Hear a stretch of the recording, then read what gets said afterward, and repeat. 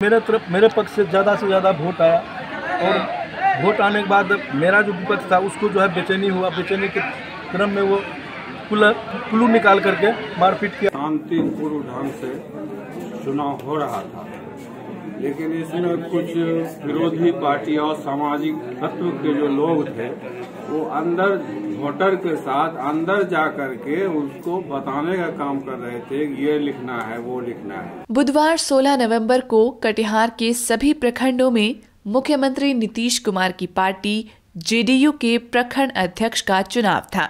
इसी दौरान कटिहार के फलका प्रखंड में भी शांतिपूर्ण चुनाव जारी था, लेकिन कुछ ही देर बाद प्रखंड के मदरसा उस्मानिया में निर्मित वोटिंग बूथ पर चुनाव प्रत्याशी विवेक आनंद पटेल और सुरेंद्र पटेल के समर्थक आपस में भिड़ गए। इस भिड़ंत के बाद दोनों पक्षों में जमकर हाथापाई हुई।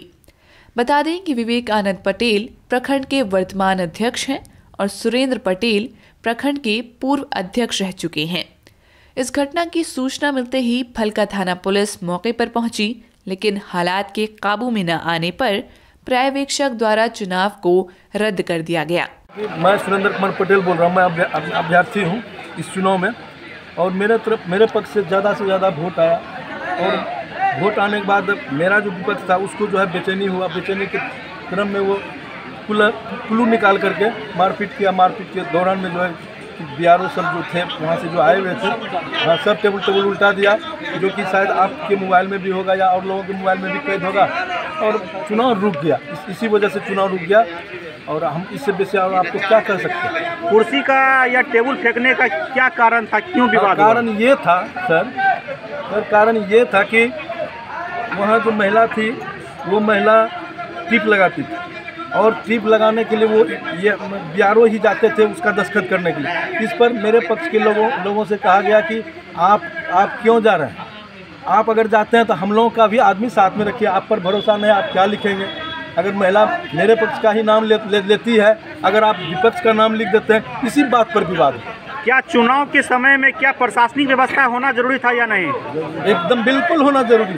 मौके पर मौजूद चुनाव पर्यवेक्षक मोहम्मद शमशेर आलम प्रशासनिक व्यवस्था के बारे में बात करते हुए कहते हैं कि यहां प्रशासनिक व्यवस्था ठीक थी और सब कुछ शांतिपूर्ण ढंग से हो रहा था।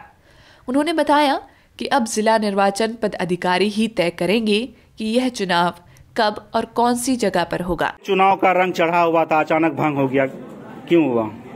इसका कारण यही था कि सारे मतदाता चुनाव प्रभारी, चुनाव पर्यवेक्षक सारे लोग की निगरानी में शांतिपूर्ण ढंग से चुनाव हो रहा था, लेकिन इसमें कुछ विरोधी पार्टी और सामाजिक तत्व के जो लोग थे वो अंदर वोटर के साथ अंदर जा करके उसको बताने का काम कर रहे थे, ये लिखना है वो लिखना है।